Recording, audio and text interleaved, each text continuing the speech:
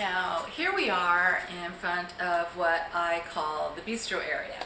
And Christmas time decoration, I think you should spend consideration thinking about the dining room because during the holidays, you're usually spread out in different parts of the room or underneath the Christmas tree opening presents.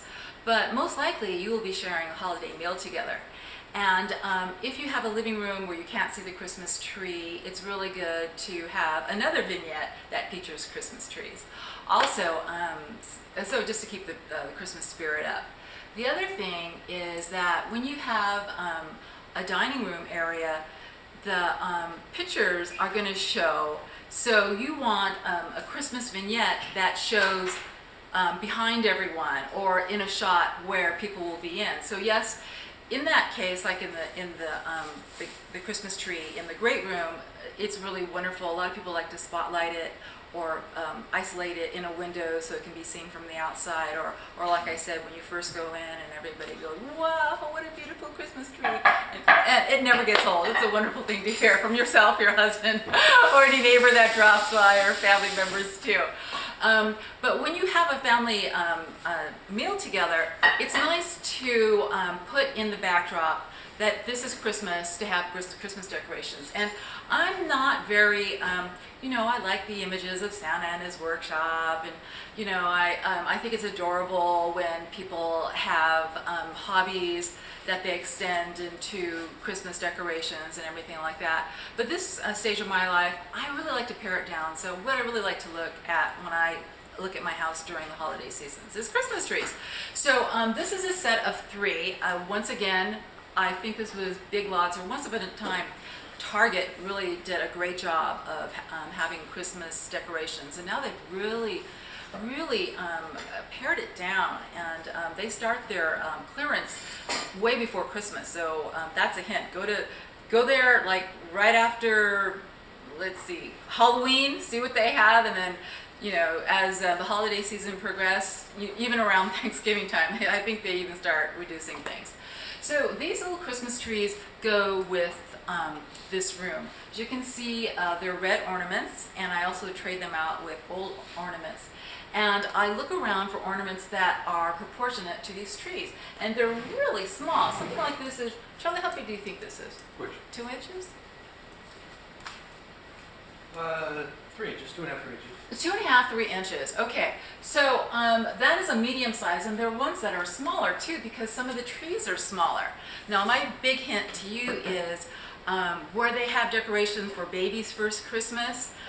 That's a good place to find these miniature ornaments. And at the end of the Christmas season and when they have the Christmas sales, of course, that's a great time to get Christmas ornaments. But you have to keep in mind what size that you want, because you're attracted to big and spectacular and things like that. So once again, this is a monochromatic theme, and I think it looks really, really lovely. What I also do for this is that this has a completely different setting. I took off pretty much everything except for the necessary bar things on there. I know some people just kind of layer their ordinary home decor and then they just add Christmas things to it.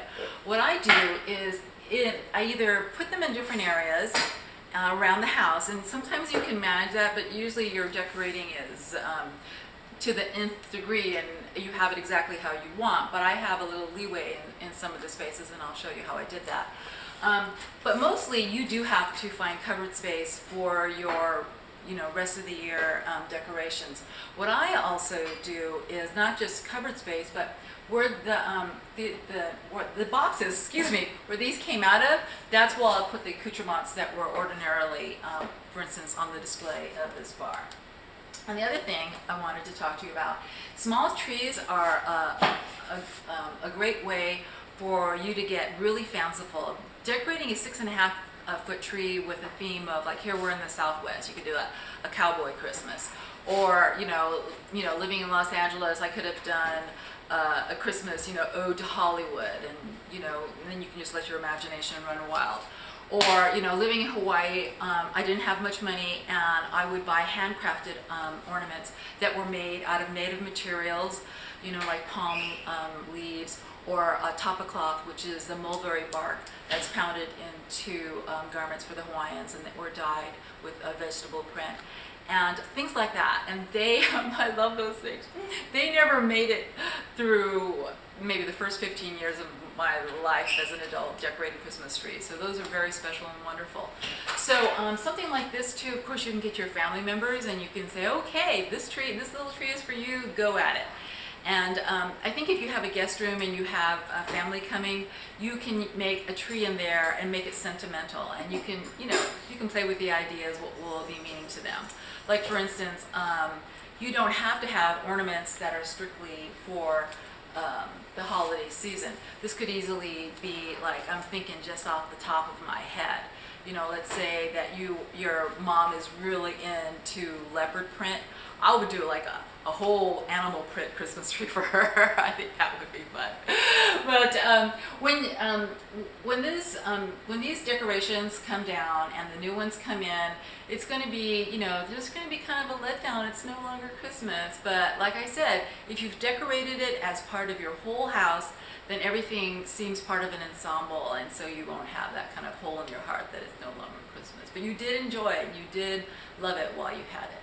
So that is the end of part 1 on how to decorate for Christmas, and I'm just going to take you around the house and just show you just some little things that I did. Alrighty?